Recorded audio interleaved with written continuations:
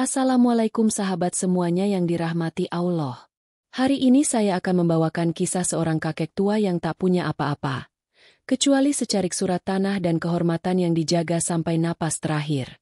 Buat sahabat setia yang kembali, terima kasih karena masih memilih kisah ini. Dan untuk yang baru mampir, selamat datang. Bersiaplah menyelam dalam cerita yang bukan hanya menyayat, tapi juga membuka mata. Bayangkan, seorang haji terpandang menendang dada seorang kakek tua, hanya karena sepetak tanah kecil yang tak pernah ia miliki. Sepakan itu ringan, tapi mengundang langit untuk turun tangan. Dan tanah pun menolak diinjak oleh keserakahan. Apa yang sebenarnya terjadi? Dan azab seperti apa yang diam-diam menanti? Namun sebelumnya, bagi sahabat muslim saya mengajak untuk menuliskan sholawat kepada Nabi Muhammad SAW di kolom komentar, agar kelak menjadi syafaat di hari akhir. Untuk sahabat non-muslim, kalian bebas berkomentar di bawah ini, bebas. Mau masukan, tanggapan, atau mungkin pernah dengar kisah serupa. Jangan lupa like dan subscribe, karena dukunganmu sangat berarti untuk terus menyebarkan kisah-kisah penuh hikmah seperti ini. Mari kita mulai ceritanya. Di ujung dusun Kedung Rejo, berdiri sebuah rumah kayu yang nyaris menyatu dengan tanah. Catnya sudah pudar, atapnya mulai miring, dan kayu-kayu penyangganya dipenuhi bekas rayap. Di teras rumah itu, duduk seorang lelaki tua bernama Salim bin Thohir. Orang-orang memanggilnya Mbah Salim. Usianya sudah 76 tahun. Kulitnya sawo matang legam, tubuhnya ringkih, tapi sorot matanya masih menyala, menyimpan sisa keberanian yang belum padam dimakan usia. Setiap pagi, Mbah Salim punya rutinitas yang tak pernah berubah. Ia akan menyapu halaman kecil di depan rumahnya, lalu menyiram tanaman kembang sepatu yang tumbuh di tepi pagar bambu. Setelah itu, ia duduk diam menatap pohon sawo tua di ujung halaman. Pohon itu tumbuh sendiri puluhan tahun lalu, dan sejak dulu dijadikan patokan batas tanah oleh seluruh warga kampung. Bagi Mbah Salim, pohon itu bukan sekadar penanda. Pohon itu saksi hidup. Ia melihat anak-anaknya lahir, istrinya meninggal, dan dirinya yang perlahan menjadi tua. Rumah itu dibangun oleh tangan bapaknya sendiri, Thohir bin Leman, seorang petani sederhana yang dulu dihormati karena kejujurannya. Tanah tempat rumah itu berdiri adalah tanah warisan, diturunkan bukan hanya secara lisan, tapi juga secara hukum. Di dalam kamar, dalam sebuah laci lemari kayu yang sudah mulai lapuk, tersimpan sebuah surat tua.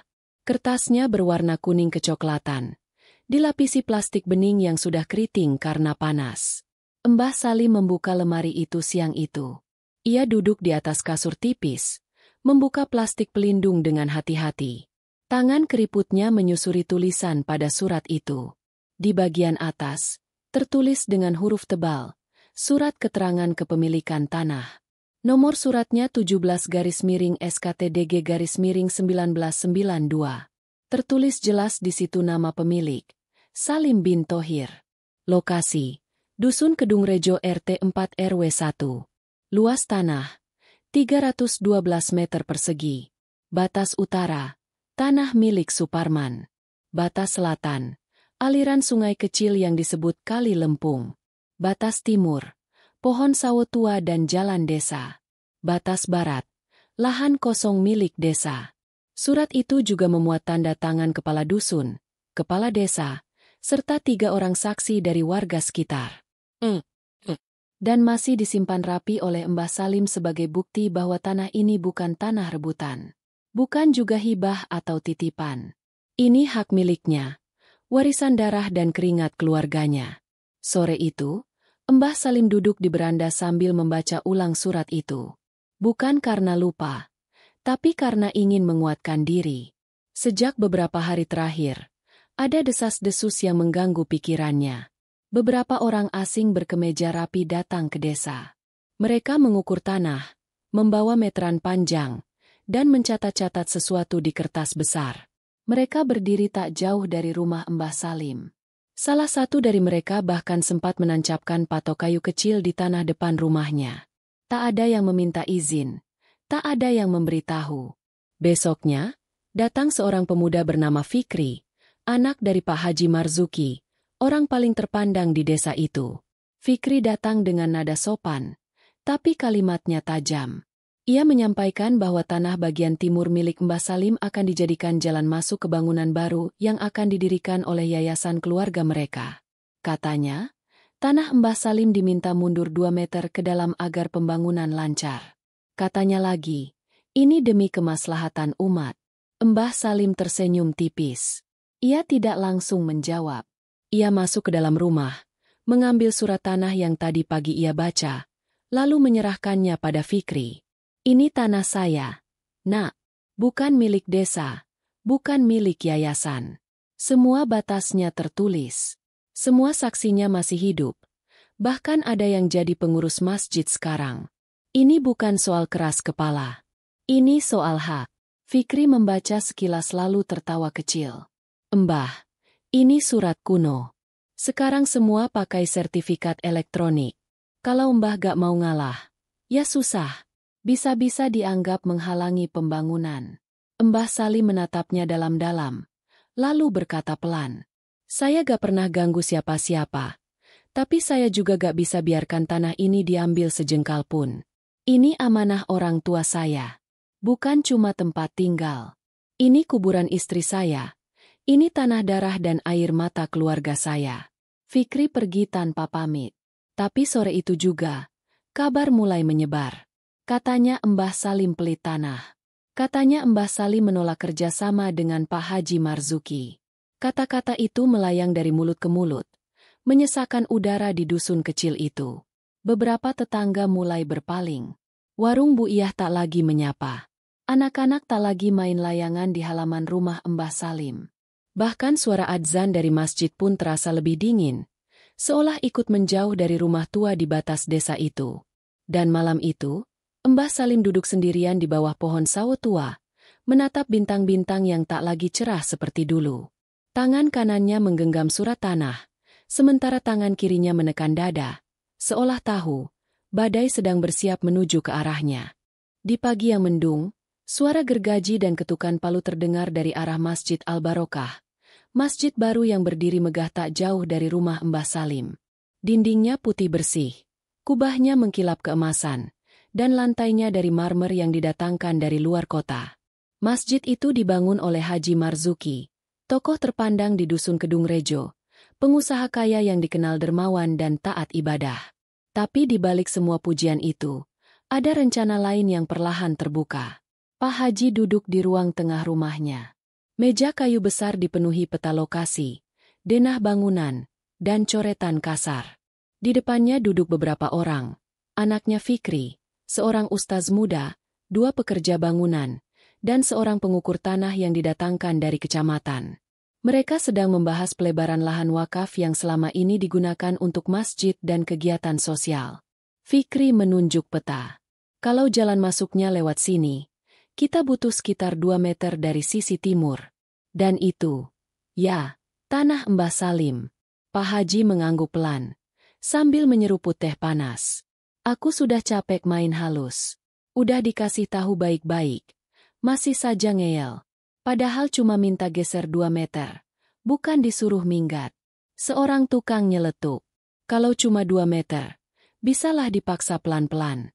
Tinggal diratakan. Ditarik garis baru. Selesai. Pak Haji tersenyum dingin. Ya, kita bikin aja seolah-olah itu tanah tak bertuan. Toh surat yang dia pegang, surat lama. Zaman sekarang siapa yang percaya girik? Fikri tertawa. Aku udah bilang sama kepala desa, asal kita kasih sumbangan rutin, urusan begini gampang diatur. Surat bisa dicabut, tanah bisa dialihkan. Tinggal kuat-kuatan suara. Suasana rapat itu tak terdengar oleh Mbah Salim. Tapi getaran niat jahat memang selalu punya cara merambat ke hati orang yang bersih. Siangnya, Mbah Salim menemukan patok kayu baru di halaman rumahnya. Kali ini, ada coretan kapur putih sejajar tepat 2 meter dari dinding rumah. Matanya memanas. Bukan karena marah, tapi karena kecewa. Ia tahu, tak ada batas yang lebih menyakitkan dari ketidakadilan yang disusun rapi atas nama agama. Warga mulai berubah sikap. Beberapa menyarankan Mbah Salim untuk mengalah. Katanya, Ini demi kepentingan umat. Katanya, apa salahnya menggeser rumah sedikit? Toh masjid itu juga untuk kebaikan bersama. Tapi Mbah Salim hanya menjawab pendek. Kebaikan tak dibangun di atas kebohongan dan perampasan. Malam harinya, rumah Pak Haji dipenuhi tamu. Mereka adalah pengurus yayasan, donatur, dan tokoh kampung yang diundang untuk menyetujui rencana pembangunan balai serbaguna di belakang masjid. Proposal dibacakan, dana sudah terkumpul, dan semua setuju bahwa proyek harus segera dimulai. Hanya satu kendala, batas timur belum dibuka. Pak Haji berdiri, bersarung dan mengenakan peci putih tinggi. Saudara-saudara, saya cuma butuh dukungan. Satu orang menolak, tapi puluhan orang mendukung. Saya yakin, kalau kita sepakat, insya Allah semua akan dimudahkan. Demi umat, demi generasi. Tepuk tangan bergema. Tapi di luar sana, di rumah kayu yang tak punya lampu terang, Mbah Salim duduk termenung. Suara keramaian dari masjid terdengar jelas. Ia memeluk surat tanahnya seakan itu adalah anak kandung. Ia tahu, hari-hari ke depan tak akan mudah. Esok paginya, Fikri datang lagi. Kali ini tak sendiri. Ia membawa dua pemuda bertubuh besar dan bersikap kasar. Mbah, terakhir kali saya kasih tahu baik-baik. Kalau hari ini belum juga geser rumahnya, besok kami bongkar. Jangan bilang gak dikasih waktu. Mbah Salim berdiri. Tubuhnya ringkih, tapi sorot matanya tak gentar. Kalau kalian mau ambil, ambillah dengan paksa. Tapi kalian gak bisa ambil ridho saya. Saya mati pun, tanah ini tetap saya bawa dalam doa saya. Fikri mencibir. Doa orang tua keras kepala kayak Mbah gak bakal sampai ke langit. Masjid itu rumah Allah. Kalau Mbah halangi, ya siap-siap aja. Kata-kata itu menampar dada Mbah Salim lebih sakit dari sekadar ancaman. Tapi ia tak balas. Ia hanya menatap langit, seolah bicara diam-diam pada Yang Maha Mendengar. Hari itu, tak ada senyum dari wajah tua itu. Hanya diam. Lalu tangannya kembali menyiram bunga di halaman. Seperti biasa. Seperti tak pernah terjadi apa-apa. Tapi di dalam hatinya, ada gelombang yang mulai naik. Dan di langit, mungkin, sudah mulai dicatat siapa yang menginjak dan siapa yang diinjak. Pagi itu matahari belum tinggi ketika Mbah Salim berjalan menuju balai desa. Bukan karena ingin mengadu, tapi karena ia dipanggil lewat surat yang dititipkan ketua RT malam sebelumnya. Isinya singkat. Permintaan klarifikasi soal batas tanah yang dianggap menghambat pembangunan fasilitas keagamaan. Kalimatnya rapi, tapi nadanya mengintimidasi. Mbah Salim datang sendiri. Mengenakan sarung biru tua dan baju batik lengan panjang yang sudah mulai tipis warnanya. Di tangan kirinya, ia membawa map plastik bening berisi satu kertas yang mulai menguning. Surat keterangan kepemilikan tanah nomor 17-SKTDG-1992. Surat yang selama puluhan tahun tak pernah dipermasalahkan siapapun. Tapi hari itu, untuk pertama kalinya, surat itu akan dipertanyakan. Di ruang balai desa, Pak Haji Marzuki sudah duduk di kursi utama. Di kanan kirinya ada kepala desa, sekretaris desa, dan beberapa tokoh masyarakat. Fikri berdiri di belakang ayahnya, bersedekap dan menatap Mbah Salim dengan senyum sinis. Beberapa warga juga hadir, diminta jadi saksi musyawarah. Kepala desa membuka dengan salam dan perkenalan. Lalu langsung masuk ke pokok persoalan. Pak Salim, kami ingin menanyakan batas timur tanah panjenengan. Karena menurut denah pembangunan fasilitas masjid, sebagian kecil area masuk ke zona pengembangan. Kami mohon kejelasan dokumen. Mbah Salim membuka map pelan-pelan, lalu mengeluarkan surat tua itu. Ia menyerahkannya ke kepala desa dengan tangan gemetar, tapi wajahnya tetap tegas. Ini suratnya, Pak Lurah. Tanda tangan Bapak Panjenengan yang dulu juga ada di situ. Tanah ini milik saya. Bukan tanah wakaf, bukan hibah. Tanah warisan dari bapak saya, Thohir bin Leman. Kepala desa membacanya sekilas. Iya, ini surat lama. Sah secara adat, meski belum sertifikat resmi. Tapi, belum sempat kalimatnya selesai. Fikri memotong dengan nada tinggi. Tapi surat begini kan gampang dibikin dulu, Pak. Sekarang zaman digital. Apa iya kita harus percaya kertas lusuh yang gak ada cap elektronik? Beberapa warga mulai berbisik. Suasana berubah. Ada yang mengangguk. Ada yang diam. Mata-mata mulai menilai bukan dari isi surat, tapi dari siapa yang membawanya. Mbah Salim menatap Fikri dalam-dalam. Kamu boleh hina kertas ini, tapi kamu gak bisa ubah kenyataan bahwa tanah ini milik saya. Saya tinggal di atas tanah ini sejak kalian masih bayi. Kalian tahu itu. Batasnya pun tak pernah berubah. Pak Haji angkat bicara. Mbah Salim, kita bukan mau ambil hak panjenengan. Kita cuma minta panjenengan legowo. Demi kemaslahatan umat. Tinggal mundur sedikit. Gak sampai 5 langkah. Mbah Salim menjawab tanpa getar. Kalau hari ini saya geser, besok kalian datang lagi minta 2 meter lagi. Sampai akhirnya rumah saya habis. Kalau itu demi umat, kenapa umat harus berdiri di atas air mata saya? Sunyi. Suasana jadi dingin. Bahkan kepala desa tak bisa bicara apa-apa lagi. Beberapa warga mulai tak tega menatap wajah tua Mbah Salim. Tapi Fikri tertawa. Mbah ini terlalu drama. Surat tua dibela-bela. Padahal kalau panjenengan wafat nanti, surat itu juga ikut dikubur. Mbah Salim menunduk. Tangan tuanya mengepal di bawah meja. Bukan karena takut, tapi karena sabarnya diuji begitu dalam. Saya memang tua, tapi saya belum pikun. Saya masih tahu mana hak, mana serakah. Dan saya percaya, Allah masih mencatat. Pak Haji berdiri. Kalau begitu, musyawarah tidak menemukan titik temu. Berarti kami akan lanjut sesuai prosedur pembangunan. Mohon dicatat bahwa kita sudah berupaya jalur baik-baik. Mbah Salim berdiri pelan, mengambil kembali suratnya, lalu memasukkannya ke dalam map. Sebelum keluar dari ruangan, ia menatap satu persatu orang yang hadir. Saya tidak akan menuntut di dunia, tapi saya percaya ada pengadilan yang tak bisa kalian suap. Ia keluar dari ruangan. Pelan, tenang, tapi setiap langkahnya meninggalkan tekanan. Bukan tekanan marah, tapi luka yang tak bisa dijelaskan dengan kata-kata. Luka karena dihina saat mempertahankan hak. Luka karena dipojokkan atas nama agama. Hari itu, cerita Mbah Salim menyebar cepat. Warga mulai membicarakannya di warung, di sawah, di musala. Ada yang bilang Mbah Salim terlalu keras kepala. Ada yang mulai curiga pada proyek besar Pak Haji. Dan ada pula yang diam-diam menyimpan simpati pada lelaki tua yang sendirian melawan kekuatan uang dan kekuasaan. Dan di malam harinya, Mbah Salim duduk di teras. Surat tanah itu kembali ia buka. Lalu ia letakkan di dada. Matanya menatap langit yang gelap. Ya Allah, kalau saya salah, ambil saya malam ini juga. Tapi kalau saya dizalimi, tunjukkan kebenaran dengan caramu. Saya tidak minta pembalasan. Saya cuma ingin keadilan. Dan langit pun hening.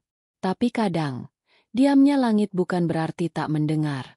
Hanya menunggu waktu untuk menjawab dengan cara yang tak bisa disangkal. Udara pagi terasa lebih berat dari biasanya. Langit mendung menggantung rendah. Dan angin bertiup lambat seakan enggan lewat di depan rumah Mbah Salim. Di beranda kayu yang mulai lapuk itu, Mbah Salim duduk sambil memegang surat tanahnya. Tangan tuanya gemetar. Bukan karena takut, tapi karena dadanya mulai sesak oleh tekanan yang tak henti datang dari segala arah. Sejak pertemuan di balai desa, suasana kampung berubah.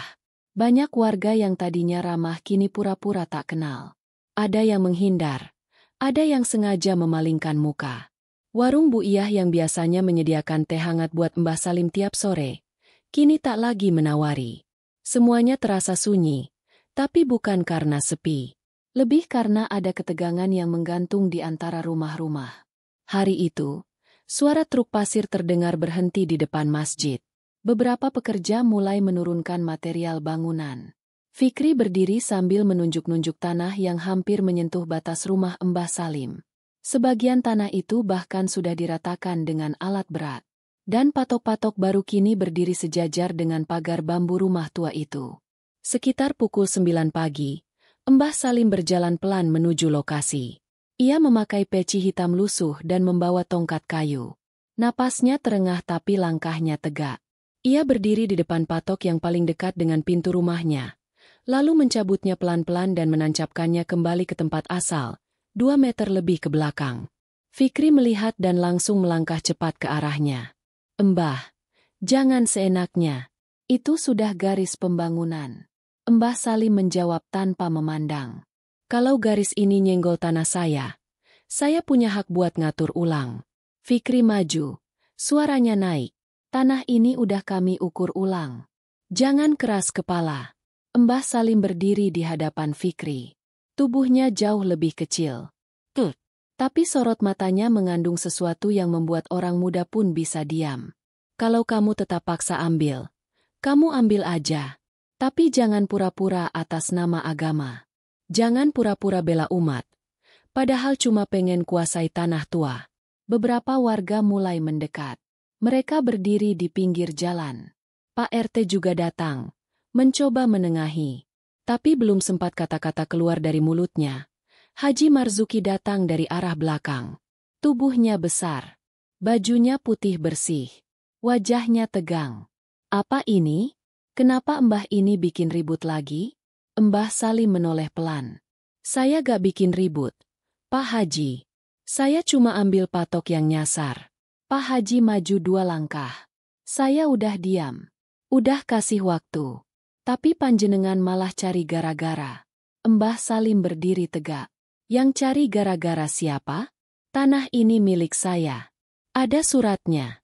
Dan entah apa yang mendorongnya, entah amarah, atau harga diri yang meledak karena ditantang di depan umum. Sepatu Pak Haji tiba-tiba mengayun ke depan. Keras, dan tepat mengenai dada Mbah Salim.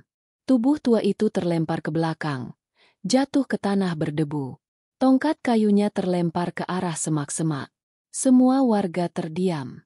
Suara burung di atas pohon pun lenyap. Mbah Salim terbatuk.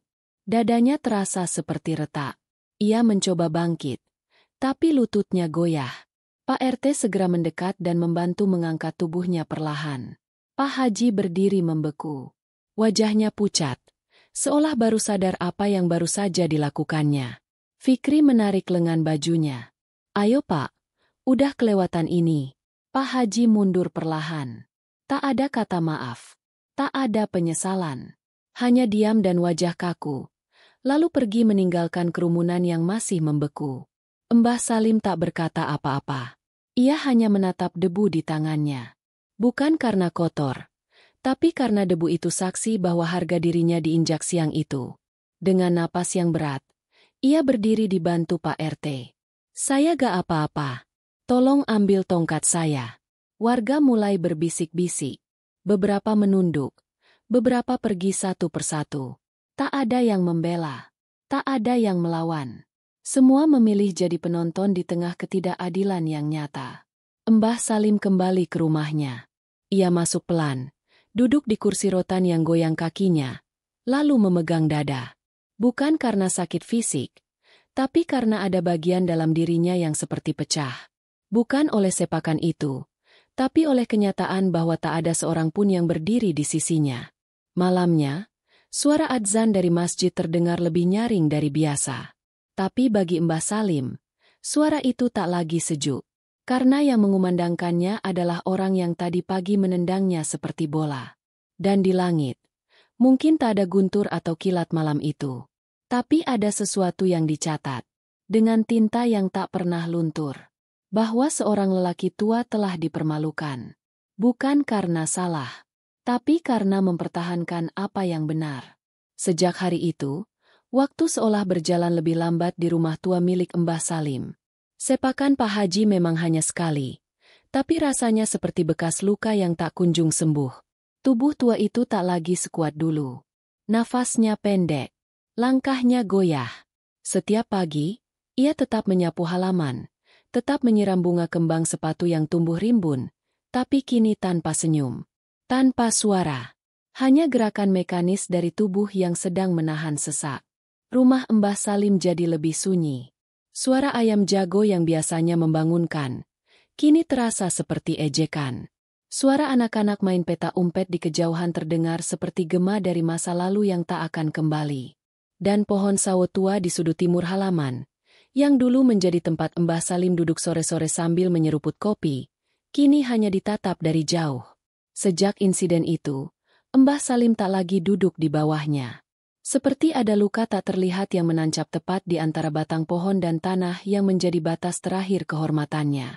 Pak RT sesekali datang, membawakan bubur atau teh jahe. Ia hanya duduk di emperan rumah sambil sesekali mengelus pundak Mbah Salim. Saya minta maaf, Mbah. Saya gak bisa cegah kemarin. Semuanya terlalu cepat. Mbah Salim hanya menggeleng pelan. Bukan salahmu. Bukan salah siapa-siapa. Saya cuma gak nyangka. Kaki orang berilmu bisa ringan buat nyepak dada orang yang lebih tua. Pak RT menunduk, menahan perih yang tak bisa dijelaskan. Karena ia tahu, sepakan itu bukan sekadar gerakan fisik. Itu tamparan bagi harga diri seseorang yang selama ini dikenal jujur dan tidak pernah merebut hak orang lain. Dalam diam, kabar itu menyebar. 1-2 warga mulai membicarakan di warung. Awalnya hanya desas-desus, lalu jadi bahan obrolan serius. Bahkan anak-anak remaja yang dulunya menyapa Mbah Salim dengan panggilan akrab, kini mulai datang lagi membawa ketupat atau gorengan saat sore. Mbah, kami dengar kejadian kemarin. Kami gak tahu harus gimana. Maaf ya Mbah. Mbah Salim hanya menepuk kepala mereka pelan. Gak apa-apa. Nak, kalian gak salah apa-apa. Yang penting jangan jadi orang yang merasa punya hak atas semua. Padahal itu milik orang lain. Tapi tidak semua berubah ke arah yang baik. Fikri, anak Pak Haji, justru makin sering lewat di depan rumah Mbah Salim sambil tertawa keras bersama teman-temannya. Kadang ia meludah di tanah halaman. Kadang ia pura-pura salah lempar bola ke jendela rumah. Setiap tindakannya seperti ingin mengingatkan Mbah Salim bahwa ia tidak sendirian. Bahwa ia punya kekuatan, punya dukungan, dan tidak ada yang bisa menghentikannya. Suatu malam, Mbah Salim duduk di pojok ruang tengah. Surat tanah itu masih disimpan dalam map bening. Bukan lagi di lemari, tapi di atas sajadah. Setiap kali selesai salat, ia menyentuh map itu. Mengelusnya seperti mengelus wajah anaknya yang lama meninggal. Seolah-olah, di balik lembaran kertas itu, ada bagian dari jiwanya yang tak boleh dirampas siapapun. Malam itu, suara hujan turun deras. Atap rumah bocor di 5 titik. Air menetes di ember, di wajan tua, dan di baskom plastik bekas cucian. Mbah Salim tetap duduk di lantai, berselimut sarung tipis. Matanya memandang ke langit-langit yang gelap. Ya Allah, kalau saya salah, ambil saya malam ini juga. Tapi kalau saya benar, dan saya dizalimi, tolong jangan biarkan semuanya berlalu begitu saja. Ia terdiam. Menangis tanpa suara. Bukan karena fisiknya sakit, tapi karena hatinya mulai lelah bertahan sendirian. Esok paginya, tubuhnya sedikit membungkuk. Nafasnya berat, tapi ia tetap bangkit dari tempat tidur, menyapu dedaunan yang gugur di halaman, lalu menyiram bunga kembang sepatu yang kini mulai menguning. Dan saat tetangga sebelah lewat membawa ember cucian, Mbah Salim sempat tersenyum, meski hanya sepersekian detik. Pagi Bu Minah. Maaf kalau rumah saya bau tanah. Katanya, kalau rumah bau tanah itu tanda-tanda penghuninya sebentar lagi dijemput. Bu Minah terdiam. Tak mampu membalas. Ia menunduk lalu berjalan cepat. Karena tak sanggup melihat sorot mata orang tua yang bersiap ditinggalkan oleh dunia yang pernah ia bela. Dan di dalam rumah itu, surat tanah itu masih tergeletak. Kini mulai basah karena bocoran atap. Tapi Mbah Salim tak berniat memindahkannya. Biarlah, katanya. Biarlah basah. Biar langit yang baca. Dan langit pun mulai mencatat. Bukan dengan tinta, tapi dengan tangis yang menetes dari langit-langit rumah. Menetes perlahan, seperti air mata yang tertahan terlalu lama. Pagi itu kabut turun lebih tebal dari biasanya. Jalan setapak menuju Masjid Al-Barokah nyaris tak terlihat. Suara ayam berkokok bersahut-sahutan tapi terasa jauh, seperti berasal dari dunia yang lain. Sementara di dalam rumah besar bercat putih, Tubuh besar Haji Marzuki masih terbaring di atas kasur empuk dengan mata yang belum sepenuhnya terbuka. Ia terbangun dengan rasa aneh di kakinya. Sebelah kiri, dingin, seperti mati rasa. Awalnya ia pikir cuma kesemutan biasa, mungkin karena salah posisi tidur. Tapi setelah beberapa menit, sensasi itu tak juga hilang. Bahkan ketika ia mencoba menggerakkan jari-jari kakinya, tak ada respon, tak ada rasa. Hanya seperti menggoyangkan sebatang kayu yang tak lagi jadi bagian dari tubuhnya. Fikri masuk ke kamar sambil membawa ponsel. "Pak, rapat sama tim bangunan jam 8. Kita mau nentuin batas pagar belakang." Pak Haji duduk perlahan. "Kaki bapak kok gak bisa digerakin?" Fikri mendekat, menunduk, mencoba menekan betis kiri ayahnya. "Bisa ngerasa gak?" Pak Haji menggeleng. "Kosong. Kayak bukan kaki sendiri." Fikri tampak bingung. "Apa kita ke puskesmas aja dulu, Pak? Atau panggil Ustaz buat rukyah?" Pak Haji menarik napas. "Entar aja. Mungkin cuma encok. Urus proyek dulu." Tapi itu bukan encok. 2 hari kemudian, kondisi Pak Haji memburuk. Kaki kirinya makin lemah. Bahkan lututnya tak lagi bisa menyangga tubuhnya.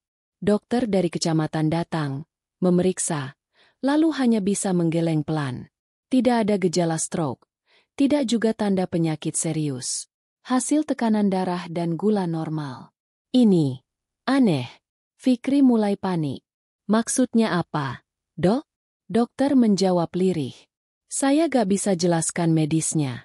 Tapi seperti ada saraf yang tiba-tiba terputus, tanpa sebab. Kami bisa rujuk ke rumah sakit kota. Tapi tak ada jaminan hasilnya jelas." Pak Haji terdiam. Tangannya mengepal. Rasa malu lebih besar dari rasa sakit. Tubuh yang selama ini tegap dan disegani, kini hanya duduk lemah di kursi kayu. Ia menatap keluar jendela. Dari sana terlihat pagar masjid, dan di ujung batas pandangnya, rumah reot milik Mbah Salim. Sore harinya, Fikri pergi ke lokasi pembangunan. Proyek tetap jalan. Beberapa tukang sedang menggali fondasi di belakang masjid. Tanahnya lembek, dan hujan semalam membuatnya sedikit longsor. Fikri berdiri di tepi galian sambil menunjuk arah utara. "Besok ratakan bagian sini. Terus taruh semen cor di pinggir barat." Tapi saat ia melangkah mundur, kakinya terpeleset. Batu besar di pinggir lubang jatuh bersamaan. Tubuh Fikri terguling masuk ke dalam galian yang masih basah. Dan suara keras terdengar ketika punggungnya menghantam batang besi yang belum ditanam sempurna. Pekerja panik. 2 orang melompat masuk, mengangkat tubuh Fikri yang tak lagi bergerak. Kepalanya berdarah, kakinya bengkok ke arah yang salah. Beberapa warga berlari ke arah suara. Dan di saat itu juga, langit mendung bergemuruh seolah menambah kepanikan yang menggumpal. Fikri dilarikan ke klinik. Tubuhnya kejang. Dokter langsung merujuk ke rumah sakit kota. Dan dalam hitungan jam, kabar menyebar ke seluruh dusun. Fikri kecelakaan. Proyek belakang masjid longsor. Pak Haji lumpuh separuh badan. Di warung Bu Iyah, warga mulai berbisik. Apa ini ada hubungannya sama Mbah Salim? Ibu-ibu lainnya ikut bergumam. "Kemarin sore aku lihat Pak Haji nyepak Mbah Salim. Sekarang kakinya sendiri gak bisa jalan. Anaknya kecelakaan. Jangan-jangan." Tapi tak ada yang berani melanjutkan kalimat itu. Dan di rumah kayu sederhana di ujung timur dusun, Mbah Salim duduk di beranda. Tubuhnya masih ringkih. Napasnya masih berat. Tapi wajahnya tenang.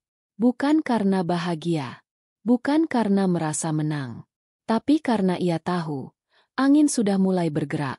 Bukan oleh kekuatan manusia, tapi oleh langit yang diam-diam mulai menimbang. Mbah Salim berkata lirih pada dirinya sendiri. Allah gak pernah cepat, tapi gak pernah lupa. Dan malam itu, hujan turun lagi.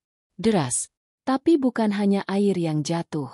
Ketakutan juga ikut mengguyur hati mereka yang pernah merasa paling berkuasa. Langit pagi itu tak bersahabat. Mendung tebal menggulung di atas dusun Kedung Rejo, seperti selimut kelabu yang enggan dibuka. Udara pengap. Burung-burung tak bernyanyi. Dan tanah di sekitar Masjid Al-Barokah terasa lebih lembab dari biasanya. Beberapa pekerja bangunan tampak ragu melanjutkan pekerjaan. Sebagian berdiri memandangi lubang galian yang mulai tergenang air, meski hujan baru akan turun. Fikri masih dirawat di rumah sakit kota. Tubuhnya penuh perban. Bagian punggungnya memar luas, dan tulang kakinya retak 2. Dokter belum memastikan kapan ia bisa berjalan lagi. Dan di rumah besar bercat putih, Pak Haji kini sepenuhnya duduk di kursi roda. Kaki kirinya tak bisa digerakkan sama sekali. Ujung-ujung jarinya mulai membiru, seperti mati pelan-pelan. Setiap kali disentuh, dingin seperti es. Rumah yang dulu ramai dengan tamu dan pengajian, kini sunyi. Istrinya, Bu Hajah Rusmini, hanya menangis dalam diam. Mulutnya mulai bergetar tiap kali mendengar azan. Bukan karena haru, tapi karena takut. Karena suaminya yang dulu mengumandangkan azan kini bahkan tak bisa bangun dari tempat duduk. Dan yang lebih menyiksa, setiap kali Pak Haji membuka mata, yang terbayang hanyalah wajah Mbah Salim, terlempar ke tanah, dengan dada memerah terkena sepakan. Siang itu, proyek pembangunan tetap dilanjutkan. 2 tukang mulai menggali tanah di sisi barat. Saat cangkul pertama menghantam tanah, air keruh langsung memancar keluar dari bawah. Bau belerang menyengat. Tak ada yang menduga, tanah itu ternyata menyimpan sumber air panas kecil yang belum pernah muncul sebelumnya. Air itu terus keluar. Bukan deras, tapi stabil. Dan makin lama, makin menyebar. Rumput-rumput di sekitar area langsung layu. Ikan-ikan kecil yang biasa hidup di kolam masjid, mengambang mati dalam semalam. Dan yang lebih aneh, pohon jambu di belakang pagar masjid mendadak kering. Daunnya rontok, batangnya mengelupas. Padahal seminggu sebelumnya masih lebat buahnya. Pak RT yang mendengar kabar itu datang ke lokasi. Ia berdiri di pinggir tanah sambil mengusap jidat. Ini aneh, katanya. Dulu tanah sini kering. Gak pernah ada sumber air panas.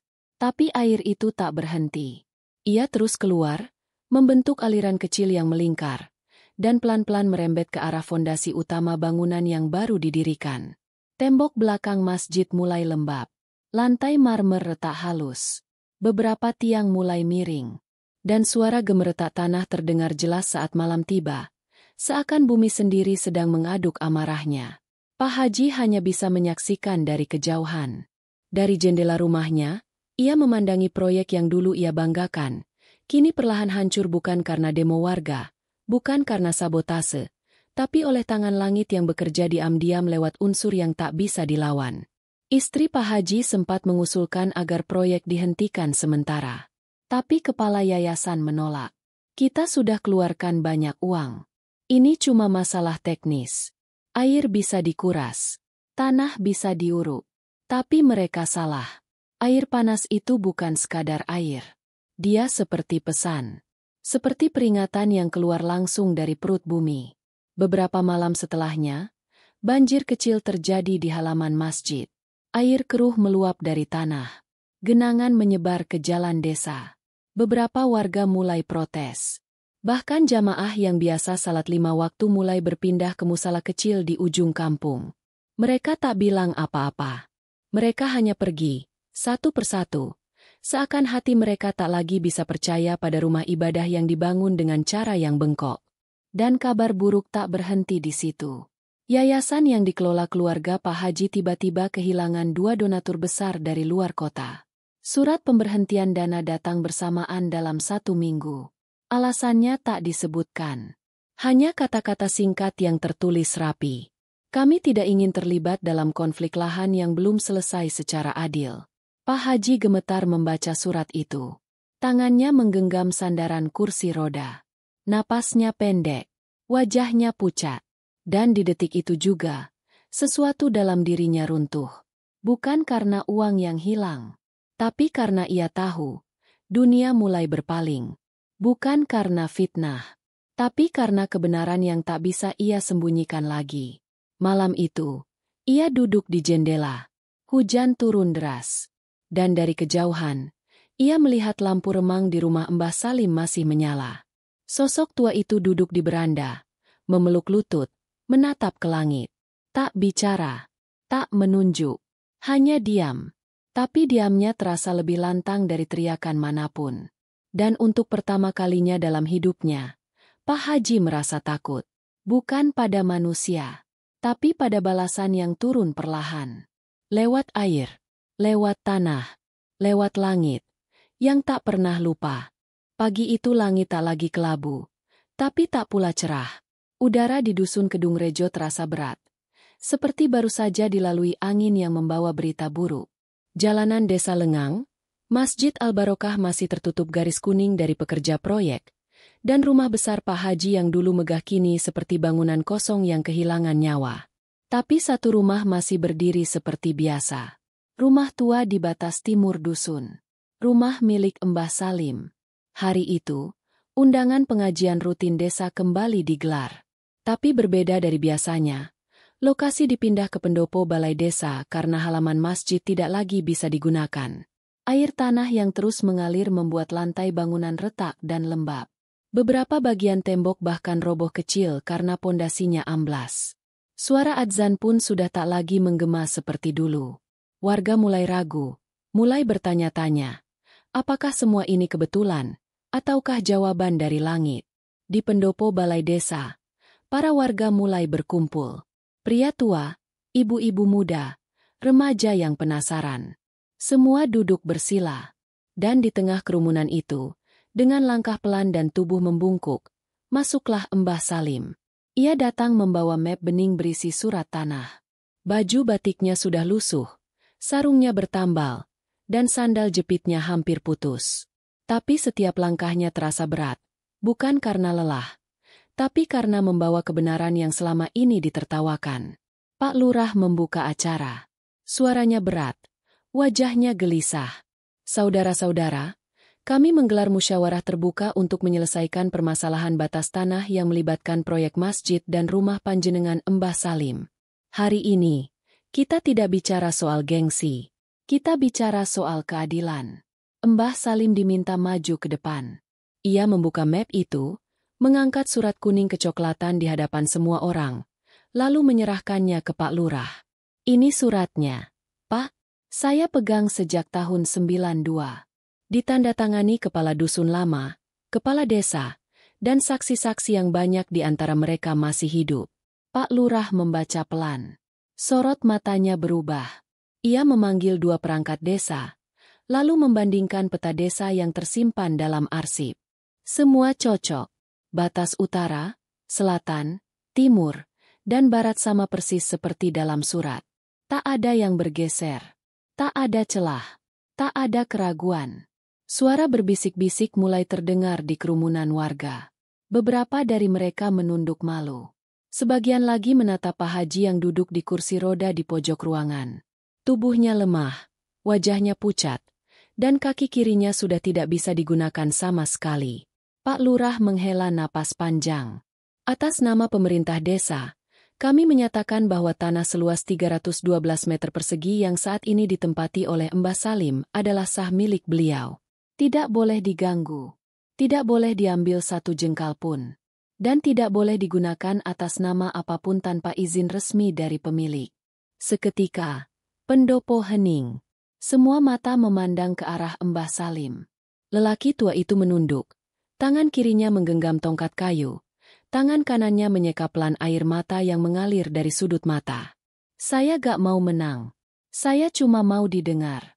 Karena saya gak punya apa-apa selain kebenaran dan kesabaran. Beberapa warga menunduk. Bu Iyah, yang dulu pernah ikut menjauh, kini diam-diam mendekat dan menggenggam tangan Mbah Salim. Maafkan kami, Mbah. Kami ikut-ikutan waktu itu. Kami salah. Mbah Salim hanya tersenyum kecil. Gak apa-apa.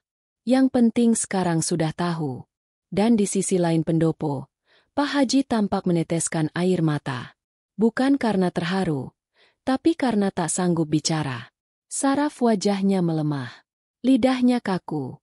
Dokter bilang bukan stroke, bukan tumor, bukan penyakit yang bisa dijelaskan. Seolah-olah tubuhnya sendiri menolak untuk bicara. Menolak untuk membela diri. Dan yang tersisa hanyalah diam, yang menyakitkan. Fikri tidak hadir. Ia masih terbaring di rumah sakit dengan kaki digips dan infus menancap di tangan. Pihak yayasan resmi mengumumkan penghentian semua proyek di area masjid. Bahkan rencana pembangunan balai serbaguna dibatalkan total. Tanah yang mereka ambil ternyata memang bukan milik mereka. Beberapa hari kemudian, Pak Lurah secara resmi menyerahkan fotokopi surat tanah Mbah Salim yang telah dilegalisir ke arsip desa. Bukan hanya sebagai bukti administratif, tapi juga sebagai pelajaran bagi seluruh warga dusun. Bahwa tanah sekecil apapun, jika dipertahankan dengan sabar dan benar, tidak akan pernah kalah oleh uang atau kekuasaan. Dan malam itu, untuk pertama kalinya setelah sekian lama, Mbah Salim tidur dengan tenang. Di sampingnya, map bening berisi surat kuning itu masih diletakkan di atas bantal kecil. Lampu remang menerangi kamar kayu yang sempit. Suara jangkrik di luar kembali terdengar. Dan pohon sawo tua di halaman kini bergoyang pelan, seolah mengangguk, karena langit akhirnya mengangkat kebenaran yang selama ini diinjak-injak. Hujan turun rintik-rintik di dusun Kedung Rejo. Tidak deras, tapi cukup untuk membasahi tanah merah di halaman rumah Mbah Salim. Daun-daun pohon sawo tua mengeluarkan aroma khas, seolah ikut mengantar hari yang berbeda dari biasanya. Rumah tua itu masih berdiri, meski papan-papannya sudah mulai dimakan waktu. Dan di terasnya, duduk seorang lelaki tua yang kini lebih sering tersenyum. Bukan karena bahagia, tapi karena hatinya mulai lapang. Beberapa hari telah berlalu sejak musyawarah di balai desa. Warga mulai kembali mengunjungi rumah Mbah Salim. Ada yang membawa ketupat, ada yang membawa pisang, ada juga yang hanya datang untuk duduk diam, memegang tangan keriput itu, dan meminta maaf tanpa banyak kata. Dan Mbah Salim, seperti biasa, hanya menunduk, lalu menjawab dengan kalimat pelan. Gak usah bawa apa-apa. Cukup bawa niat baik. Itu sudah cukup. Namun pada suatu siang yang mendung, datanglah seseorang yang tak disangka-sangka. Seorang perempuan tua berpakaian gamis putih dan kerudung lebar. Langkahnya pelan. Matanya bengkak karena terlalu banyak menangis. Dia adalah Bu Hajah Rusmini, istri Haji Marzuki. Di tangannya, ia membawa rantang kecil berisi nasi tumpeng sederhana. Lauknya tahu tempe, telur rebus, dan sambal terasi. Tidak seperti biasanya. Ia berdiri di depan rumah Mbah Salim dengan mata berkaca-kaca. Mbah, izinkan saya masuk sebentar. Mbah Salim mempersilakan dengan lambat, membuka pintu kayu yang sudah bunyi berderit. Mereka duduk di atas tikar anyaman tua. Tak ada kata-kata selama beberapa menit. Hanya suara hujan yang memukul pelan seng atap rumah. Bu Hajah meletakkan rantang di samping tikar, lalu menunduk dalam. Saya minta maaf, Mbah. Saya gak tahu semuanya akan sejauh ini. Saya gak bisa tidur sejak kejadian itu. Kaki Pak Haji lumpuh. Anak saya masih di rumah sakit. Semua usaha kami hancur. Semua hilang. Saya yakin, ini semua karena kesombongan kami. Karena kami pernah injak harga diri panjenengan. Mbah Salim hanya diam. Tangannya bergerak pelan ke arah map bening berisi surat tanah, lalu menaruhnya di pangkuan. Saya gak minta apa-apa, Bu. Saya cuma pengen dihormati, bukan karena tua, tapi karena saya gak salah. Tanah ini bukan hadiah. Ini warisan. Ini pusaka. Kalau saya biarkan direbut, saya hianati orang tua saya. Saya hianati istri saya yang dikubur di pojok halaman. Bu Hajah menahan tangis. Kami terlalu percaya pada kekuasaan. Terlalu yakin bahwa kami bisa membeli semua yang kami mau. Tapi ternyata, kami gak bisa beli maaf panjenengan. Kami gak bisa beli tidur nyenyak. Kami gak bisa beli ketenangan. Rumah kami besar, tapi sekarang terasa dingin. Air mata jatuh ke tikar. Mbah Salim menghela napas panjang. Matanya ikut basah. Saya maafkan, Bu. Saya maafkan semuanya. Bukan karena saya hebat, tapi karena saya gak mau mati bawa dendam. Bu Hajah menutup wajahnya dengan kerudung. Tubuhnya berguncang. Tangisnya pecah. Dan di saat itu, terdengar suara gesekan kursi roda dari depan pintu. Pak Haji muncul. Tubuhnya lemah, Duduk diam di kursi yang didorong oleh keponakannya. Wajahnya pucat. Matanya cekung. Mulutnya sedikit terbuka tapi tak bisa bicara. Mbah Salim menatapnya dari jauh. Tak ada amarah. Hanya iba. Pak Haji, saya tahu, panjenengan gak bisa jawab. Tapi saya yakin, hati panjenengan dengar apa yang saya ucapkan. Saya gak dendam. Saya juga gak berharap panjenengan minta maaf. Saya cuma ingin, panjenengan tahu, kaki saya pernah kena sepakan, tapi hati saya gak pernah niat membalas. Saya cuma ingin pulang dengan kepala tegak. Meski tubuh saya nanti dibungkus kafan, saya pengen anak cucu saya tahu, saya tidak pernah menjual tanah kebenaran demi kenyamanan sesaat. Pak Haji meneteskan air mata. Kepalanya menunduk, tubuhnya gemetar. Dan di luar rumah, hujan mulai reda. Suara burung kembali terdengar.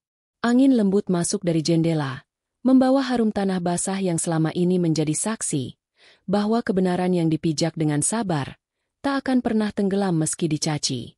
Sore itu, warga melihat pemandangan yang belum pernah terjadi sebelumnya. Mbah Salim mengantar Pak Haji dan istrinya sampai ke pagar rumah. Dengan tongkat kayu dan tubuh yang ringkih, ia menunduk sedikit, lalu berkata pelan, "Semoga Allah angkat semua beban kita." Dan langit, yang selama ini diam, tampak mengirim cahaya samar dari balik awan. Bukan terik, bukan pelangi, tapi cukup untuk menunjukkan bahwa tak semua luka harus dibalas. Beberapa luka justru jadi pintu untuk pengampunan. 7 hari setelah pengajian di balai desa, Mbah Salim masih menjalani hari seperti biasa. Rumahnya tetap berdiri tenang di ujung timur dusun. Angin pagi tetap meniupkan harum pohon sawo tua yang menjulang kokoh, dan surat tanah itu masih disimpan dalam map bening, ditaruh tepat di bawah sajadah, seperti bagian dari ibadah itu sendiri. Tapi di pagi itu, ada sesuatu yang berubah. Mbah Salim bangun dengan rasa aneh di dadanya. Bukan sesak, bukan sakit, tapi lebih seperti lapang yang kosong. Ia menyapu halaman lebih lama dari biasanya. Ia menyiram bunga kembang sepatu sambil menatap langit agak lama. Ia duduk di bawah pohon sawo dan berkata lirih kepada angin. "Kalau hari ini terakhir, saya siap." Warga yang lewat menyapa. Ia balas dengan senyum. Bahkan Pak RT yang datang membawakan minyak gosok sempat heran karena wajah Mbah Salim terlihat lebih cerah dari biasanya. "Mbah kelihatan lebih segar," katanya. Mbah Salim hanya tertawa kecil. "Mungkin karena saya udah gak nyimpen marah lagi." Sore itu, Mbah Salim salat maghrib lebih awal dari biasanya. Ia duduk lebih lama di atas sajadah, menatap map bening yang berisi surat tanah satu-satunya itu, lalu berkata pelan, "Terima kasih sudah bantu saya berdiri selama ini. Kalau saya pergi, tolong terus dijaga." Dan malam itu, ketika adzan Isya berkumandang dari musala ujung gang, Mbah Salim tak keluar kamar lagi. Lampu minyak masih menyala, tikar masih terhampar, dan tubuh tua itu terbaring tenang dengan wajah tersenyum. Mbah Salim wafat. Tanpa suara, tanpa keluhan, tanpa sakit panjang. Kabar itu menyebar cepat. Satu dusun mendadak senyap. Warga berbondong-bondong datang ke rumahnya. Tak peduli siapa, tak peduli dulu pernah membenci atau mencibir. Semua datang, semua menunduk. Pak Lurah memimpin proses pengurusan jenazah. Pak RT berdiri di depan rumah sambil membaca surat Yasin. Dan yang paling menyentuh, jenazah Mbah Salim dibawa ke tempat pemakaman melewati halaman Masjid Al-Barokah. Seluruh pekerja berhenti. Pengurus masjid berdiri di samping pagar, menunduk dalam-dalam. Dan di ujung pemakaman, di bawah pohon sawo tua, liang lahat digali. Sederhana, bersih. Dan di sanalah, tubuh Mbah Salim dibaringkan, tepat di atas tanah yang selama ini ia pertahankan.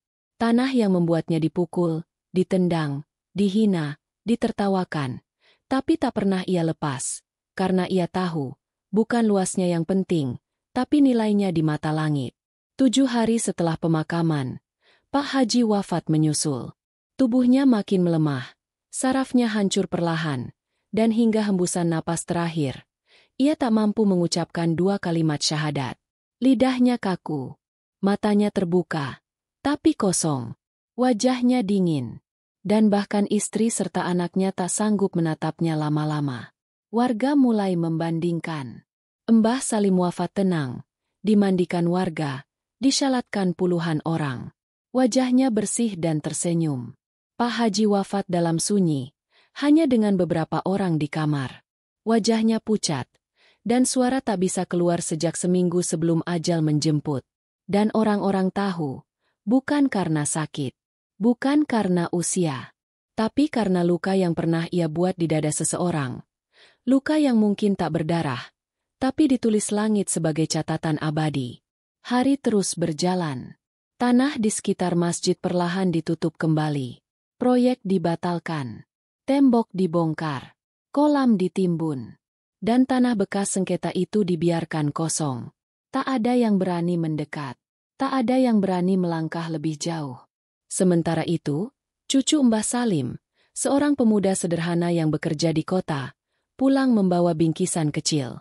Ia datang ke rumah tua yang kini kosong, lalu masuk ke kamar kakeknya, mengambil map bening yang masih tergeletak di atas sajadah. Ia membuka surat itu, membacanya perlahan, lalu menangis sambil berkata, "Mbah, saya gak bakal jual ini. Tanah ini bukan cuma warisan, tapi pelajaran.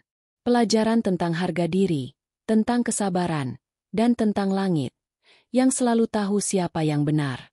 Karena sepakan boleh ringan, tapi kalau diarahkan ke yang salah, langit akan bicara. Dengan caranya sendiri." Dan begitulah sahabat semuanya yang dirahmati Allah. Kisah tentang Mbah Salim, seorang kakek tua yang tak pernah menyerang siapapun, tapi justru jadi korban keserakahan.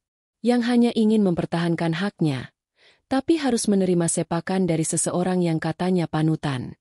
Namun seperti yang kita saksikan bersama, sepakan itu tidak hanya mengenai dada, tapi juga memukul langit.